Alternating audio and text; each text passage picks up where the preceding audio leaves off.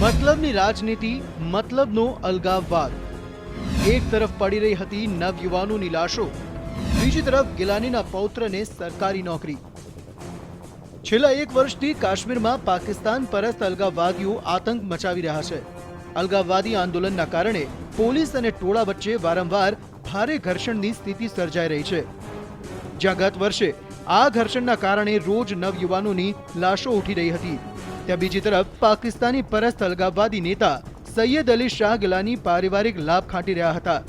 જમ્મુ કાશ્મીરની સરકારને તમામ નીતિ નિયમો નેવે મૂકી સૈયદ અલી શાહ ગિલાનીના પૌત્ર અનીસ ઉલ ઇસ્લામને સરકારી નોકરીની ભેટ આપી છે। મોટા પગાર ધોરણે મળી નોકરી। એક અંગ્રેજી વર્તમાનપત્રમાં પ્રસિદ્ધ થયેલા અહેવાલ મુજબ પીડીપી બીજેપી ગઠબંધનની સરકારે અનીસ ઉલ ઇસ્લામને શ્રીનગરના શેર એ કાશ્મીર ઇન્ટરનેશનલ કોન્ફરન્સ સેન્ટરમાં રિસર્ચ ઓફિસર પદે નિયુક્ત કર્યો છે। SKICC જમ્મુ કાશ્મીર પર્યટન વિભાગનો એક ભાગ છે। આ નોકરી માટે અનીસને દર મહિને લગભગ 1 લાખ રૂપિયા પગાર અને પેન્શન જેવી સુવિધાઓ મળશે। તમામ નીતિ નિયમોને મુકાયા નેવે। વર્તમાનપત્રએ દાવો કર્યો છે કે મુખ્યપ્રધાન મહેબૂબા મુફ્તીએ આ વેકેન્સીની જાણકારી સરકારની ભરતી એજન્સીઓને પણ નહોતી આપી। નિયમ મુજબ સરકારે આવી નિયુક્તિ પબ્લિક સર્વિસ કમિશન અને રાજ્ય આધીનસ્થ પસંદગી બોર્ડ દ્વારા કરવામાં આવે છે।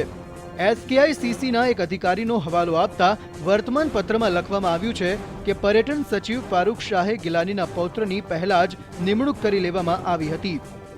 દુઃખની વાત તો એ છે કે વિભાગે એવા સમયે અનીસ ઉલ ઇસ્લામને નોકરી આપવાનો નિર્ણય કર્યો જ્યારે જમ્મુ કાશ્મીરમાં અલગાવવાદીઓ હિંસક પ્રદર્શન કરી રહ્યા હતા અને રોજ નવયુવાનોની અર્થીઓ ઉઠી રહી હતી, જ્યારે આ હિંસક પ્રદર્શનના નેતા પોતે સૈયદ અલી શાહ ગિલાની છે।